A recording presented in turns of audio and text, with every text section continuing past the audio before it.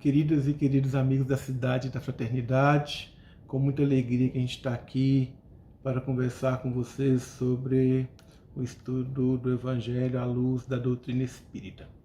Para essa conversa, eu escolhi a passagem As Bem-aventuranças, que é uma das mais belas passagens da Bíblia, do Novo Testamento, a ponto do Mahatma Gandhi dizer que se nós perdêssemos tudo que temos escrito sobre o Evangelho de Jesus e ficasse o Sermão da Montanha, nada do conteúdo moral do Evangelho de Jesus estaria perdido.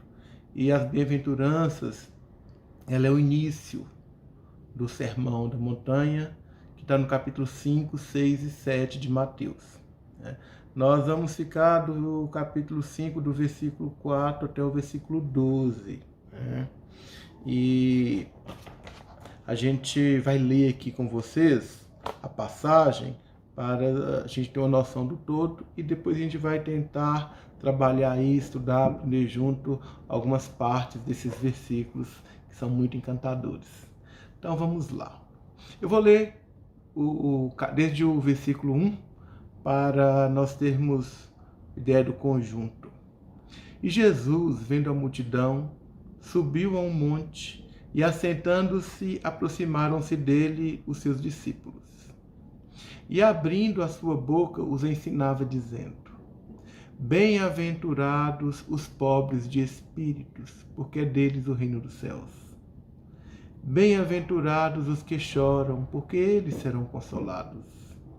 Bem-aventurados os mansos, porque eles herdarão a terra. Bem-aventurados que têm fome e sede de justiça, porque eles serão fartos. Bem-aventurados os misericordiosos, porque eles alcançarão misericórdia. Bem-aventurados os limpos de coração, porque eles serão chamados filhos de Deus, porque eles verão a Deus. Desculpa-me. Bem-aventurados os limpos de coração, porque eles verão a Deus. Bem-aventurados os pacificadores, porque eles serão chamados filhos de Deus. Bem-aventurados os que sofrem perseguição por causa da justiça, porque é deles o reino dos céus. Bem-aventurados sois vós, quando vos injuriarem, perseguirem e, mentindo, disserem todo mal contra vós por minha causa. Exultai e alegrai-vos, porque é grande o vosso galardão nos céus, porque assim perseguiram os profetas que foram antes de vós. Então a gente leu aqui, tem um versículo a mais no final e 2 versículos a mais no início. Então a gente observa que o Allan Kardec ele escolheu algumas das bem-aventuranças para estudar no Evangelho segundo o Espiritismo. Ele não escolheu todas e juntou algumas, mas ele deu uma atenção especial a esse conjunto de versículos, mostrando a importância dele para que nós possamos entender o conteúdo moral, ético, da mensagem de Jesus para a nossa renovação. A gente pode dizer que o trabalho aí das bem-aventuranças para conosco mesmo, eles caracterizam-se pelos bem-aventurados pobres de espírito, a gente pode dizer assim, os que choram. E passando dessa parte, nós podemos identificar um trabalho coletivo dentro do segundo plano, que seria bem-aventurados os mansos, bem-aventurados os que têm fome e sede de justiça, E as demais aqui para frente, bem-aventurados os limpos de coração, os pacificadores, os que sofrem perseguição por causa da justiça, como um trabalho talvez mais focado na fraternidade, num trabalho voltado para o exercício do bem. A gente vai tentar, de alguma forma, trabalhar esses aspectos aqui. O Allan Kardec, no Evangelho segundo o Espiritismo, tem um item lá quando ele vai estudar o pobre de espírito. O que se deve entender por pobre de espírito? Ele faz um estudo magnífico sobre esse aspecto, né, sobre o aspecto desse versículo, destacando a importância da humildade. A humildade como a base da renovação. O pobre de espírito não é aquele que não tem virtude. O pobre de espírito é aquele que sabe reconhecer as próprias limitações. Identificando-as, ele vai fazer o quê? Conseguir superá-las. Saiu da ilusão. Aquele que detectou em si mesmo pontos sombrios para iniciar o trabalho de conquista de si mesmo. Então, por pobre de espírito, a gente vai identificar a humildade. Humildade como a base da renovação. Humildade não é omitir-nos, e sim conservar-nos no lugar de trabalho em que fomos situados pela sabedoria divina, cumprindo os nossos deveres, sabendo qual a nossa função, nosso dever, naquele ponto em que nós fomos chamados a servir, a executar o trabalho, a parte que nos cabe na obra da harmonia da criação, da sociedade, da família. Aí a gente poderia relacionar com diversas passagens. Paulo de Tarso, ele trabalha, na carta aos Coríntios, se o olho se achasse melhor, se a boca se achasse melhor do que o ouvido, se o pé falasse que não tem valor. Então aí a gente observa que cada parte do nosso corpo, ele tem uma função específica, assim como nós na sociedade. E nós espíritas devemos enxergar isso com mais profundidade. Por quê? Porque nós sabemos que hora a gente reencarna numa função e hora a gente reencarna numa outra. E o dever em cada circunstância da vida que nos cabe é de contribuir para o bem social, para criar uma sociedade mais fraterna, mais justa, mais cristã, dentro daquele padrão do cultivo do dever. E a palavra humildade, ela é muito interessante. Por quê? Porque ela vem de humus. De onde surgiu essa ideia? Dizem os historiadores, isso a gente encontra, inclusive se vocês colocarem no Google, a origem da palavra humildade, vocês vão encontrar lá. Nas cheias do rio Nilo, quando os sedimentos traziam para as margens dos rios as terras ricas, as pessoas pegavam, as cheias traziam os sedimentos para as margens, eles começaram a observar o quê? Que ali a terra era boa, em função do humus. E eles pegavam aquela terra enriquecida e levavam para outros locais, outras terras, para trabalhar com aquele sedimento, favorecendo uma boa produção. E aí começou a dizer assim, a terra que tem humus promove uma boa produção na semeadura que ali se faz. E a pessoa que tem humus favorece a boa produção no seu entorno. Então, humus vem de... A palavra humildade vem de humus. Depois ela começou a tomar um significado de ser aquele que tem os pés no chão, os pés na terra. E aquele que carrega em si a capacidade de valorizar os outros, de favorecer os outros a terem uma boa produção. Então, alguém que tem humildade, é muito gratificante conviver com essa pessoa. Um administrador, um gestor que é humilde, ele sabe identificar os valores dos seus comandados, para que consiga aprender também com ele. E o trabalhador se sente motivado, ele sabe retirar o melhor de cada indivíduo, assim como o humus consegue favorecer que cada semente produza da melhor forma naquele terreno que ali está. Então a gente observa que humildade, ela é uma virtude que a gente poderia trabalhar outros aspectos bastante interessantes para nos enriquecer aqui o entendimento. E a gente pode dizer também, eu pulei a primeira parte, bem-aventurados. O que é bem-aventurados? Bem-aventurados significa felizes. Atualmente a gente não usa essa palavra. Feliz da pessoa que é humilde. Isso que quer dizer. A gente não usa mais essa expressão, né? Bem-aventurados a pessoa humilde. Tá? Feliz da pessoa que é humilde, porque ela sabe se colocar no lugar em que ela deve ficar.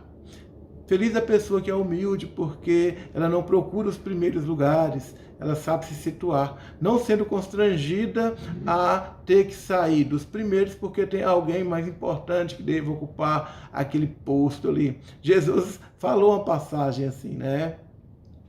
Então vamos lá. Bem-aventurados que choram, porque eles serão consolados. Então, bem-aventurados aqueles que já estão num padrão de reconhecer as próprias limitações. Identificando essas limitações, ele sabe o que é necessário para superá-las. Muitas vezes, a gente percebe essas limitações e lamentamos por não termos as virtudes.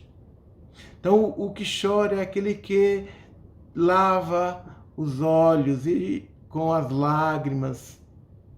E esse chorar aqui é aquele, não é aquele chorar da revolta, é aquele chorar, é aquele aspecto de quem está procurando trabalhar em si mesmo os recursos da renovação, superando as próprias limitações. Já não está mais na posição de quem promove a dor. Antes a gente lamentar do que a própria dificuldade, do que a gente ser causa de sofrimento da dificuldade dos outros. Aí nós vamos observar alguns casos bastante interessantes que a doutrina espírita traz para nós da função da dor no processo da renovação. A própria natureza mostra que a dor ela tem um processo na nossa vida. A dor é processo, não é o fim. A gente, quando fala isso, não está dizendo que a doutrina espírita cultiva o sofrimento, a dor, quer que as pessoas assim pensem ou venham a sofrer para encontrar valor na vida. Mas a doutrina espírita vem justificar a importância da superação das nossas limitações, e para isso é preciso de esforço. O aluno, para aprender, precisa dedicar-se ao trabalho, do estudo, do aprendizado. Hoje as pessoas, muitos jovens estão fazendo o quê? Estudando para o Enem. E sabe da dificuldade de passar numa escola que seja pública, na universidade. Alguns que estão fazendo mestrado, doutorado, sabem da dificuldade da dor, mas logo no final da conquista vem o quê? A satisfação do dever cumprido. Assim como o processo da evolução espiritual é como uma subida. Né? Quem faz esporte, a gente acabou de ter aí a Olimpíadas, né? Vê a consolação que o vencedor adquire quando percebe o reconhecimento do seu esforço, do trabalho de superação. Assim também é no campo da evolução espiritual. Então esse chorar aí é como que lavar a alma, né, das dores que ele está buscando superar, das limitações que está buscando superar para conseguir se reerguer. No livro Entre a Terra e o Céu, nós vamos encontrar um caso muito interessante do Júlio. O Júlio, que é um espírito que reencarna num processo de resgate espiritual, tem uma vida que na infância, né, que tem o desencarne na infância, uma primeira reencarnação curta, chega no plano espiritual com um processo de dor, depois a espiritualidade promove a reencarnação dele, o corpo espiritual ainda estava se ressentindo dos desequilíbrios de uma tentativa do suicídio e do suicídio efetivo. E ali ele tem, mais uma vez, um desencarne numa segunda encarnação. E quando ele termina esse processo de desencarne e chega no plano espiritual, já sem aquelas angústias que estava antes da segunda reencarnação. Então, o processo do corpo foi de quê? De tirar o desequilíbrio do perispírito, para que ele pudesse reiniciar um processo de renovação. Os pais, a mãe ali, passaram pela dor, pelo sofrimento, tiveram o quê? Também o resgate de, naquela experiência, favorecer um espírito que antes eles tinham desconsiderado no processo da vivência em sociedade. E assim, pela dor, eles conseguiram auxiliar. Qual a dor? A dor de perder um filho, a dor de passar por aquela experiência difícil ali. Aí, assim como eles como que induziram por invigilância ou empurraram a pessoa por desequilíbrio, eles estavam tendo o quê? A oportunidade de resgatá-lo, de ter o processo de se envolver no campo magnético daquele espírito. E ali, como ele estava num processo de dor, não tem como você se envolver na vida de quem você quer auxiliar sem entrar no campo magnético em que a pessoa está. E aí a gente aprende nesse livro bastante sobre essa questão de resgate espiritual. Nós vamos encontrar em outro livro do André Luiz, o Ação e Reação, o Adelino, que antes tinha passado num processo de um filho sem consideração para com o pai, para com a família, mesmo o pai não sendo uma pessoa nos padrões do dever e da ética, da moral, uma pessoa exemplar, mas ele empurrou aquele pai para sofrimentos atrozes, levando ali o pai à morte, num processo de parricídio, conforme fala no Livro dos Espíritos. Na encarnação seguinte, o que acontece? Ele reencarna, a mulher que antes era a esposa do pai, ele acolhe no lar como filha, depois acolhe os dois espíritos que ele convocou para cometer o assassinato, para reeducá-los. Como ele não tinha respeitado adequadamente o lar do pai, se envolvendo com a madrasta, no processo que redundou num crime, cruel, ele acolhe essa mulher como filha para ensiná-la os bons costumes. Ele que agora era espírita, estava procurando se reerguer num patamar de cumpridor correto dos deveres. E o pai, que ele tinha induzido de forma tão cruel à morte, tinha dificuldade de perdoá-lo. Mas ele consegue, um processo de adoção dos dois capatazes que ele usou para levar o pai à morte. E depois o pai, ele acolhe o pai como filho, e a partir dali, ele que tinha programado no plano espiritual uma encarnação onde ele haveria de desencarnar no mesmo padrão de sofrimento que ele induziu o pai, ele tem, pela vivência do amor, o pagamento da dívida. Que ela fala de Jesus, que está no Evangelho, na carta de Pedro, que o amor cobre multidão de pecados. A gente sabe que é de Jesus porque está no livro Boa Nova, do Humberto de Campos. Jesus fala, o amor cobre multidão de pecados. Pedro guardou e falou lá, e estava grafado lá na epístola de Pedro, primeira epístola de Pedro. E o Adelino, que haveria de morrer de fogo selvagem, tem a cura da doença. Aquela expressão do se soubesses o que significa misericórdia quero e não sacrifício. Esse livro, essa história, ilustra bem essa questão de muitas pessoas acharem que a doutrina espírita quer que a gente sofra para aprender. Não, ninguém precisa sofrer para aprender. Né? A gente precisa fazer o quê? Fazer o bem para tornar a vida das pessoas com quem a gente convive mais agradável. E para isso eu preciso de esforço, preciso de dedicação. Se para conseguir recursos materiais a terra exige muito do espírito, para conseguir alcançar valores morais é sacrificial, é preciso ter um domínio de si mesmo muito grande. Mas vamos lá para a próxima bem-aventurança, né? Porque senão termino o estudo hoje.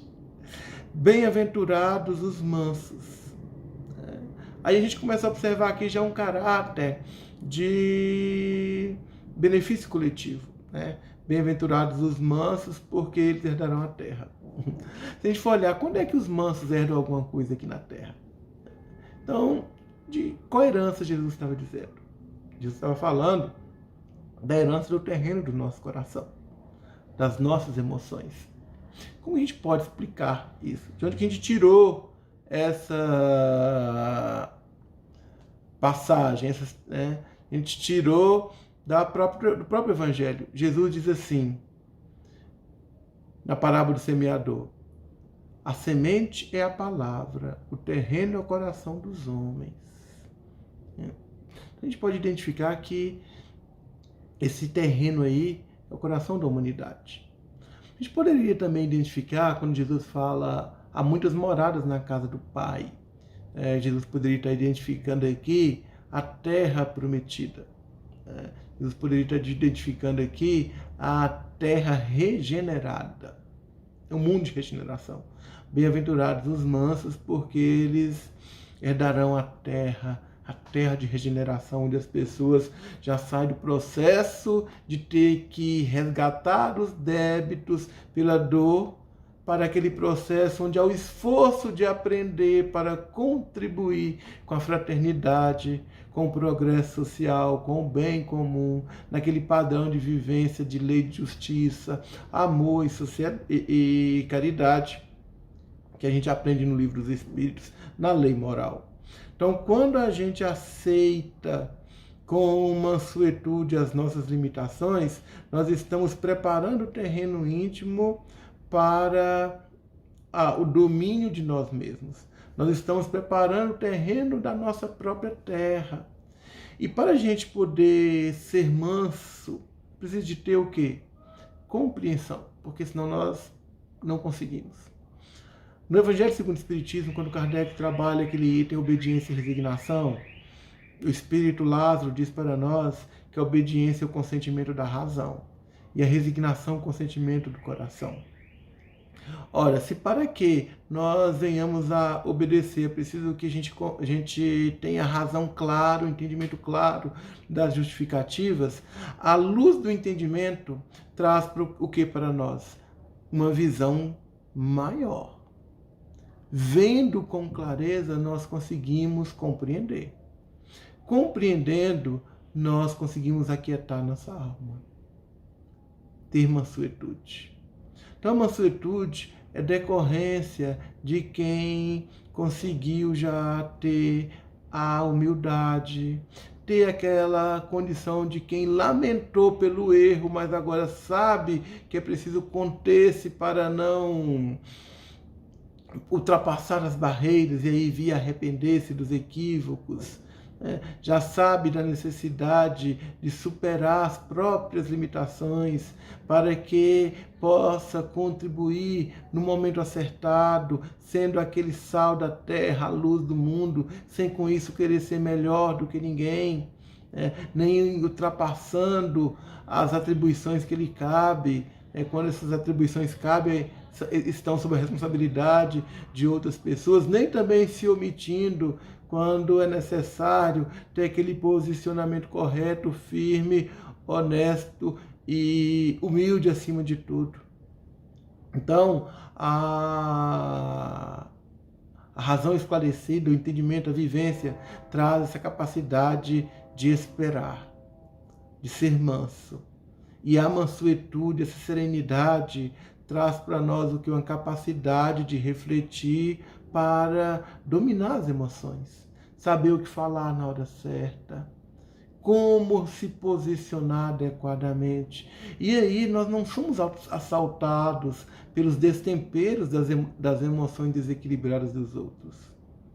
Muitas vezes, as pessoas que estão em desequilíbrio acabam por desestruturar aqueles que estão no seu entorno, porque aqueles que estão no seu entorno não têm essa capacidade de ponderação, de entendimento, de compreensão, para obedecer às diretrizes que o Evangelho nos convida, de esperar, de ponderar, de valorizar o bem, de não ser precipitado. Então, se a obediência é o consentimento da razão, a resignação é o consentimento do coração. Então, quando uma pessoa consegue enxergar com clareza e ver que é preciso esperar ou é preciso chegar até para chegar até determinado local, é preciso dar uma volta. Para quê? Desviar de precipícios, desviar de espinheiros, de pedras, de buracos. Isso é decorrência de quê? De quem olhou, observou para seguir com mais segurança. Mesmo que tenha que dar 2 passos para trás para dar um adiante e alcançar o objetivo, sem comprometer os demais. A mansuetude é essa virtude que nos capacita adequadamente para agir com domínio da situação, sem perder o controle das próprias emoções. A gente poderia trabalhar aspectos aqui nessa bem-aventurança também de mundo de regeneração. Bem-aventurados os mansos, a terra é um planeta de prova e expiação. Os espíritos, quando reencarnavam na terra e erravam, chegavam no plano espiritual, o que os espíritos diziam para nós? Não se preocupe, você tem a oportunidade de reencarnar de novo na terra para pagar os débitos. Quando chegava na terra e cumprir com o objetivo reencarnatório, cumprir com o que tinha sido traçado, os espíritos diziam o quê? Que maravilha! Agora você pode descansar, esperar, aprender no plano espiritual. Quando os espíritos conseguem quitar esse processo de aprendizagem, onde a dor ensina a pessoa a ponderar, a esperar, a agir pelo bem, aí o espírito não precisa de reencarnar na Terra. Até chegar naquele patamar de entrada no mundo de regeneração. Agora que a Terra vai adentrar na era da regeneração, esses espíritos que aprenderam a mansuetude, por gratidão, vão retornar à Terra para ser esse piso de segurança que favorece a entrada, favorecerá a entrada do planeta numa nova era, num novo padrão de evolução espiritual. E aí a gente continua aqui, na bem-aventurança seguinte: bem-aventurados os que têm fome e sede de justiça, porque eles serão fartos. Que tem fome e sede. Jesus teve fome no Evangelho em algumas situações. Quais foram? 2 vezes, na tentação do deserto, e quando ele estava diante da figueira. E lá no deserto, Jesus, que é uma parábola, Jesus fala o quê? Nem só de pão vive o homem, mas de toda palavra que sai da boca de Deus, nosso Pai, que estás nos céus. Então, a lei divina nutre o espírito. O Evangelho nutre o espírito. Os ensinamentos divinos nos sustentam espiritualmente. E a outra passagem, a parábola da figueira estéril, Jesus teve fome, mas chegando à figueira não encontrou senão folhas. E a gente sabe que uma figueira, quando ela está cheia de folhas, é porque presume-se que tem frutos maduros. Por quê? Porque quando a figueira vai produzir, ela perde suas folhas e, na época da produção, primeira coisa que dá o quê? É o fruto. Quando o fruto começa a crescer, junto com ele vai aparecendo as folhas. Quando a figueira está toda cheia de folhas, é sinal de quê? De que tem fruto maduro. Então, quando Jesus foi lá na figueira, cheia de folhas, procurando alguma coisa, ele presumiu que era uma árvore temporã, uma fruta, né? Que estava dando fruto fora de época. O que é dar fruto fora de época? É ser sereno, ser manso, ser bondoso, quando as circunstâncias exteriores induzem a gente ao desequilíbrio. Isso é dar fruto fora da época, fora das circunstâncias favoráveis, né? Porque ser bom, ser justo, do lado de pessoas boas, honestas, justas, amigas, isso é fácil. Então, Jesus, conversando aproximando ele da figueira, que é o símbolo daqueles que conhecem, né? Kardec trabalha, né, no Evangelho segundo o Espiritismo, que a figueira simboliza a nação de Israel, aqueles que conheciam a lei, simboliza aqueles que conhecem o Evangelho, os médiuns, os espíritos, os religiosos de forma geral. Né? Então, bem-aventurados que têm fome. Qual é a fome de Jesus? Fazer a vontade do Pai que estás nos céus. Jesus fala isso lá no capítulo 4 do Evangelho de João, quando ele está conversando com a mulher da samaritana e os apóstolos vão buscar comida para Jesus e oferece comida para ele, e ele fala que a minha comida é fazer a vontade do Pai que estás nos céus. Bem-aventurados que têm fome e sede de justiça. Bem-aventurada a humanidade que não sentir essa necessidade, né? De fazer o quê? De ver na terra o exercício da vontade de Deus, de ser o veículo para que a vontade de Deus seja exercitada no nosso planeta, né? Então, imaginem só, quando todos nós estivermos na condição de pessoas que trabalham para o exercício de uma sociedade mais justa, mais fraterna, mais cristã, onde a gente percebe o compromisso de todos em cumprir corretamente o dever, em exercer cada ato com dignidade, preservando o bem comum, sendo o forte, sendo o amparo do fraco, né? O fraco sabendo da necessidade de ser humilde para receber o auxílio, e assim a gente conseguir superar as nossas limitações enquanto organismo social. Jesus então, a gente tem necessidade de Jesus, de trazer o Evangelho para a nossa intimidade, assim como a gente não tem necessidade do alimento de cada dia. Não é à toa que Jesus fala que ele é o pão da vida. Então, Jesus, o pão da vida, que nasceu em Belém, Belém que significa a casa do pão, teve como berço uma manjedoura, mostrando o quê? Que o simbolismo do seu nascimento trazia para nós o quê? Um conteúdo que nutre. Então, o Evangelho é a nutrição do Espírito. Bem-aventurados aqueles que começaram a sentir essa necessidade de paz, de fraternidade, porque eles serão fartos. A fartura decorrente da lei de causa e efeito, da própria lei que mostra o resultado de um trabalho de quem busca exercitar-se no bem, no auxílio a todos indistintamente. A lei divina, ela é perfeita em tudo, né?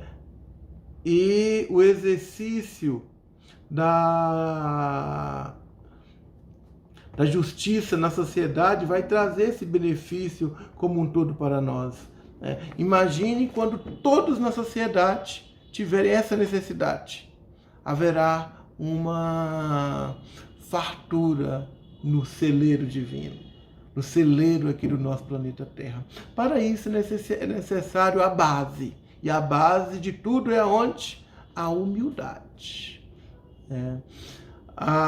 O lamento pelo que não alcançou, mas a força para conseguir superar.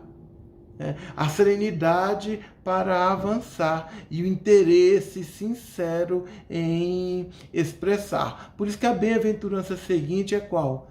Bem-aventurados misericordiosos, porque alcançarão misericórdia. O que é misericórdia? Misericórdia é ter compaixão para com as dores do outro. Compaixão de alguém em compartilhar a dor, o sofrimento. É um coração compassivo, é um coração voltado aos que estão em situação de sofrimento, de dor, de miséria. Misericórdia é coração, compadecer-se da miséria alheia e ter interesse para que haja justiça e essa pessoa tenha condição de se elevar, resgatar, elevar-se enquanto pessoa, enquanto espírito, para sair daquela situação. Então, a capacidade de se condoer com a dor do outro, com a miséria do outro, para retirá-la, compartilhar, para que quem está naquela situação se sinta envolvido, amparado, não se sinta sozinho. Por isso que Jesus falou, bem-aventurados misericordiosos. Essa é uma expressão do Espírito que já está trabalhando em qual condição? Na condição de ser fraterno. É um padrão da fraternidade universal que começa a vigorar, implementar, a ser a frequência vibratória do coração desse Espírito. Vocês estão percebendo que é um processo evolutivo, gradativo, que a gente vai conseguindo no decorrer das nossas encarnações? Então a prática incessante do bem, Chico falava isso, é a única força capaz de aplacar o ânimo dos nossos acusadores e de fortalecer a predisposição dos nossos amigos, encarnados ou desencarnados, em mobilizar recursos para nos auxiliar. E a misericórdia, ela é bem a característica dessa prática incessante do bem. Em todos os sentidos. Que auxilia, mobiliza, é um clamor para que os anjos do céu venham auxiliar aquele que está procurando implementar um sistema diferente, um novo sistema de viver, conforme diz a Sheila na mensagem. E essa posição é a posição de quem vai auxiliar, vendo sempre a posição de resgatar a pessoa. Por isso que a bem-aventurança seguinte é qual? Bem-aventurados os limpos de coração, porque eles verão a Deus. Verão a Deus. Bem-aventurados limpos. Limpo é aquele que tirou a sujidade íntima da sua intimidade. É aquele que quando olha o outro, tem pureza de coração. Não ver o erro, ver o quê? A possibilidade de auxiliar, de resgatar, valorizar o que a pessoa tem de melhor. E não de criticar a situação de miséria em que ela está, sem se compadecer dela. Por isso que a misericórdia, ela é uma expressão, é uma virtude que já traz o quê? Essa pureza, essa lavagem íntima da sujidade do coração, do espírito. Por isso que Jesus fala, feliz daquele que tem limpo o coração. Já lavou os olhos para enxergar de forma diferente. Sabe o que é passar pela dor, porque passou. Tem capacidade de enxergar o outro como alguém que é um seu igual, que é um irmão, que é o frater. Frater é irmão. E auxilia dentro do padrão da caridade que expressa aquele entendimento conforme o Livro dos Espíritos nos traz, na questão 886. O que é caridade? Benevolência para com todos, indulgência para com as imperfeições alheias e perdão das ofensas. Para ter indulgência, é indispensável ter limpo o coração. Senão, a gente só fica fixado nos defeitos do outro. E o Emmanuel, no livro Pensamento e Vida, ele trabalha isso de forma muito interessante. Porque ele diz o quê? Fala que porque nós não devemos estar atentos para não fixar os defeitos dos outros. Que quando a gente fixa o defeito, você está fixando um aspecto energético negativo.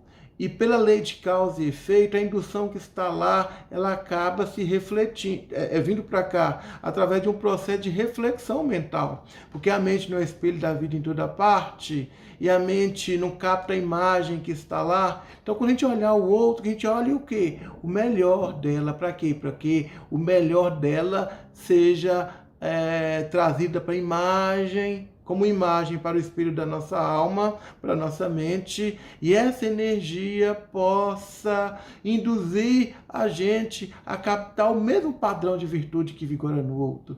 E quando a gente perceber algo que precisa ser auxiliado, que seja o que motiva a nós a buscarmos aquele interesse de ver um mundo mais fraterno, mais cristão. E aí entra o quê? E vocês percebem que verão a Deus, limpo de coração, começa a ver Deus em tudo. Bem-aventurados pacificadores, porque serão chamados filhos de Deus. Pacificador já é filho de Deus, aceita a paternidade divina. É aquele que já se sente como quem é responsável pelo trabalho, né? Porque ele é herdeiro, né? Trabalha porque se sente responsabilizado por tudo que é do pai. Já não é a condição do servo que faz trabalho querendo um salário, recompensa, mas é a condição de filho, aquele que se sente responsabilizado, que é próximo do pai, filho de Deus. E pacificador é o quê? É o agente da paz. Pacificador, agente da paz. O Allan Kardec, quando ele trabalha no Evangelho segundo o Espiritismo, ele junta as duas bem-aventuranças. Bem-aventurados os mansos e pacíficos. Junta, né? Bem-aventurados os mansos e pacificadores num capítulo só para estudar. Então, o pacificador é aquele que consegue adentrar os campos das necessidades dos outros pacificando. Bezerra de Menezes foi um espírito pacificador. Veio pacificar o quê? O movimento espírita nascente, criando ali bases. Qual foi a base? A humildade, a mansuetude, essa capacidade de ter misericórdia, vivência da caridade de um coração, para que todos nós espíritas pudéssemos ter misericórdia, caridade de uns para com os outros, fixando sempre o quê? Os valores dos outros e não os defeitos. Bem-aventurados pacificadores, bem-aventurado agente da paz. Quem tem um espírito num lar que é pacificador, reconhece o benefício de ter uma alma nobre em casa. Porque ele chega e vai criando o quê? O ambiente espiritualizante. Quarto item do PTP. Pacificador é aquele espírito que consegue criar condições para a formação de ambiente espiritualizante.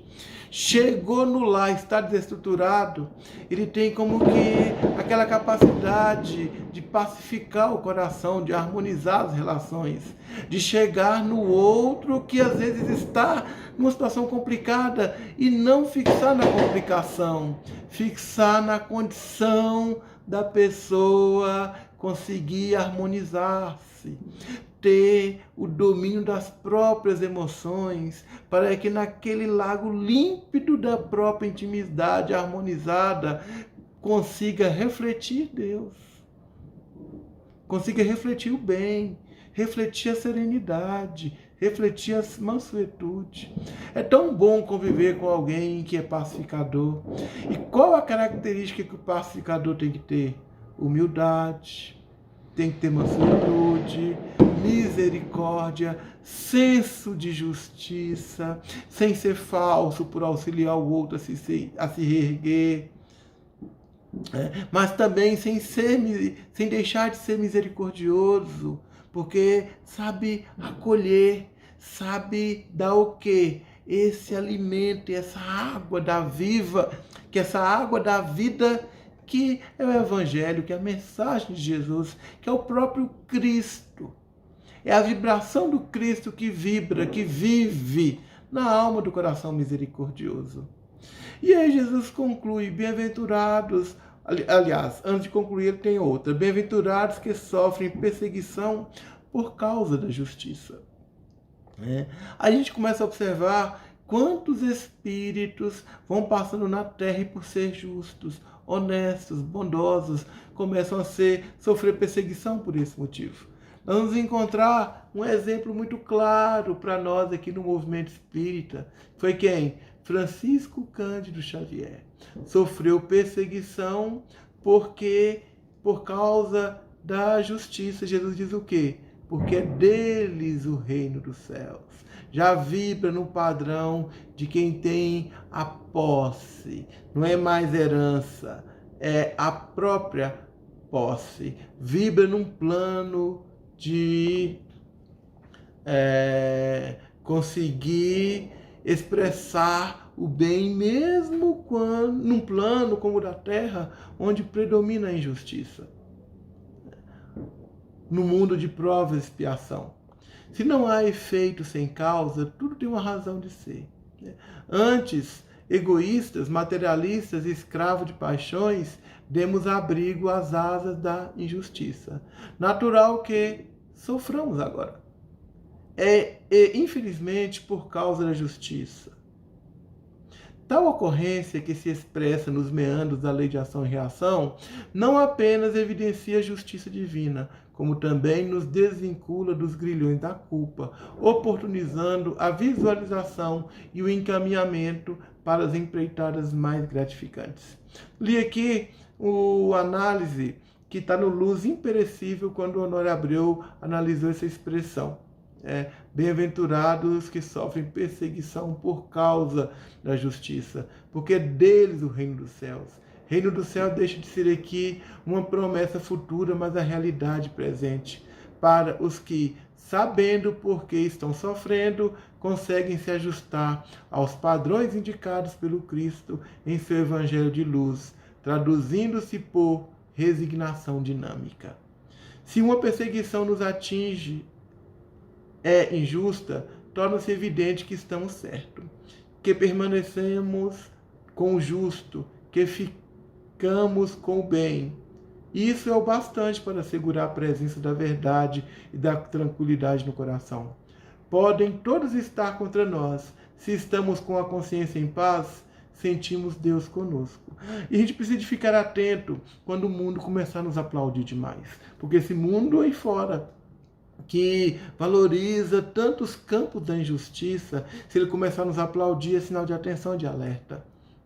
Agora, quando a gente começa a perceber perseguição por causa da justiça, pode ser sinal de quê? De que nós estamos no campo da renovação. Estamos aí sentindo aquelas consequências, mas como quem já tem o quê?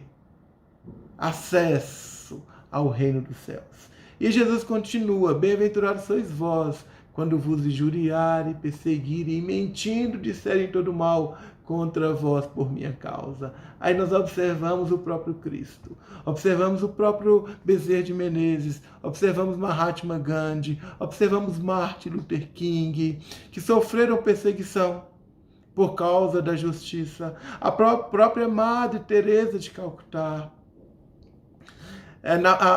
Uma fala, né, de uma pessoa que encontrou a madre falando assim: nossa, por nada nesse mundo ela encontra uma pessoa sofrida, né?